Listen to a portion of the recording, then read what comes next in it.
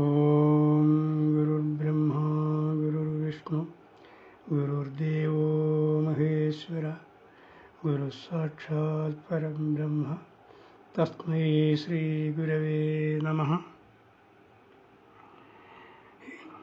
പ്രിയ ശ്രോതാക്കളെ, സുഹൃത്തുക്കളെ, ഇന്ന് നമുക്ക് ദേവപ്രശ്നത്തെപ്പറ്റി ചിന്തിക്കാം. മറ്റു പ്രശ്നങ്ങളെ അപേക്ഷിച്ച് ദേവപ്രശ്നത്തിന് അല്പം മതിപ്പ് കൂടും.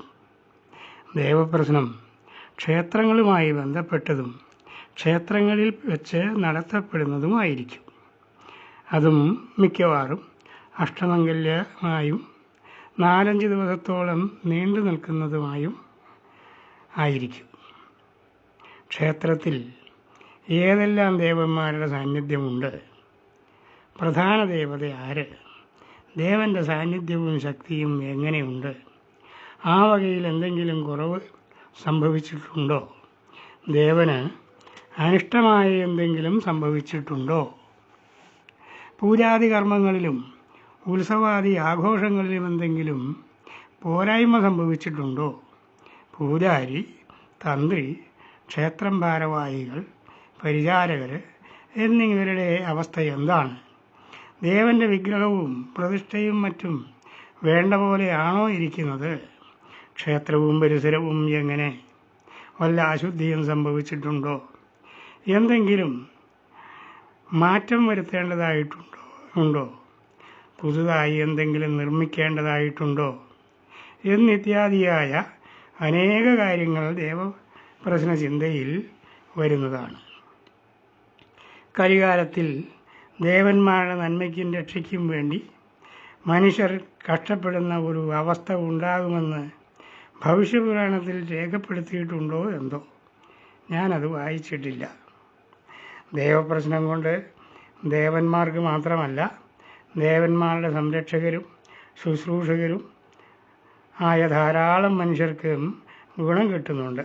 അതിനാൽ അത് നടക്കട്ടെ.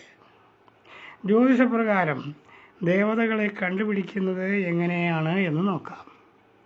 ദേവപ്രശ്നത്തിൽ ദേവന്മാരുടെ സാന്നിധ്യം കണ്ടെത്തുന്നത് രാശികളെയും ഗ്രഹങ്ങളെയും കൊണ്ടാണ്.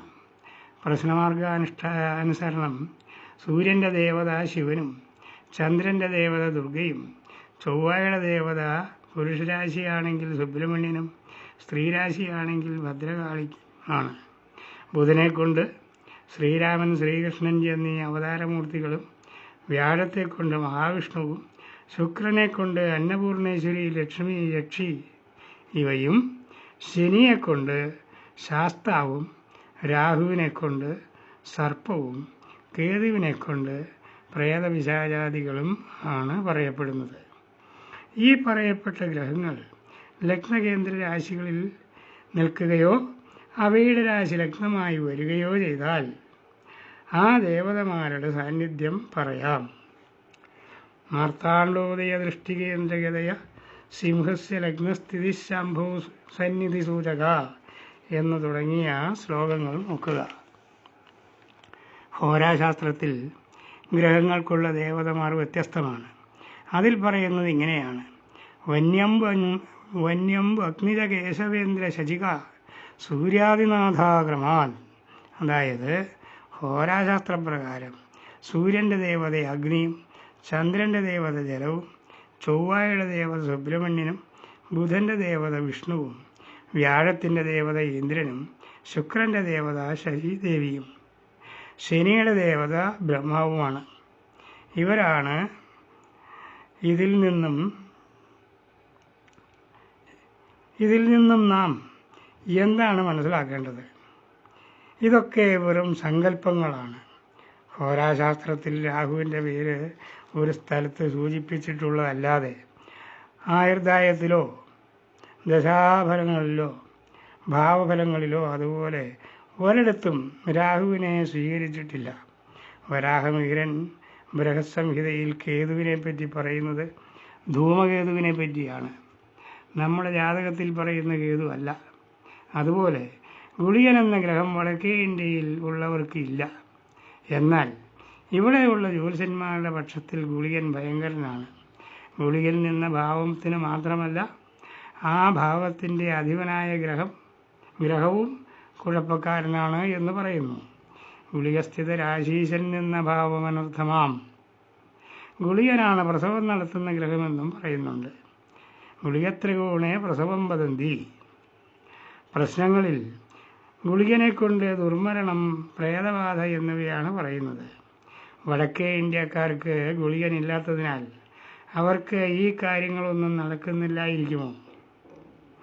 SNDP യോഗക്കാരെ അവരുടെ ക്ഷേത്രങ്ങളോടനുബന്ധിച്ച് ശ്രീനാരായണ ഗുരുദേവൻ്റെ വിഗ്രഹം പ്രതിഷ്ഠിച്ച ഒരു മന്ദിരം നിർമ്മിക്കാറുണ്ട്.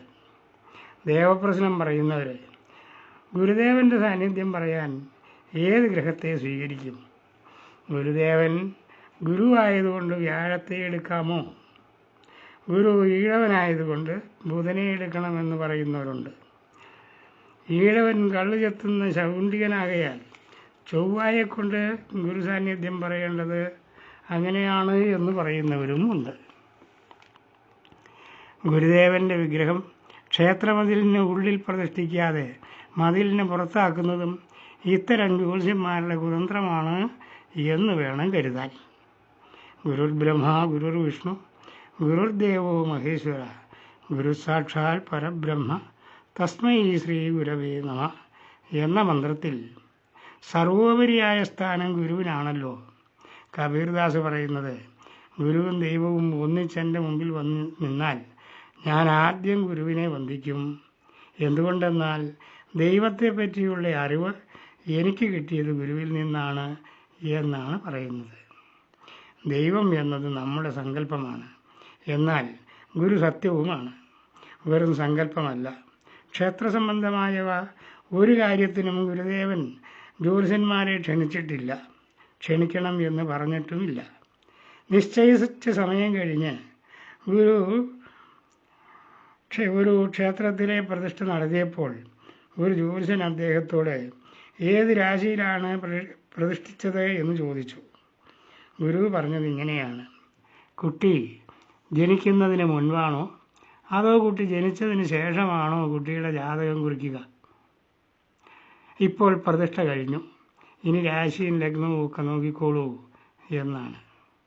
സർവം നിറഞ്ഞ ചൈതന്യമാണ് ദൈവം. അതൊന്നേ ഉള്ളൂ, അത് അല്ലാതെ മറ്റൊന്നും ഇല്ല. അതില്ലാത്ത ഒരു സ്ഥലവും ഇല്ല. അങ്ങനെയുള്ള ദൈവത്തിൻ്റെ സാന്നിധ്യമറിയാൻ കവളി നിരത്തുന്നവരും അവർ പറയുന്നതെല്ലാം പ്രമാണമാക്കി പ്രവർത്തിക്കുകയും ജീവിക്കുകയും ചെയ്യുന്നവരും ഒരുപോലെ അജ്ഞാനികളാണ്.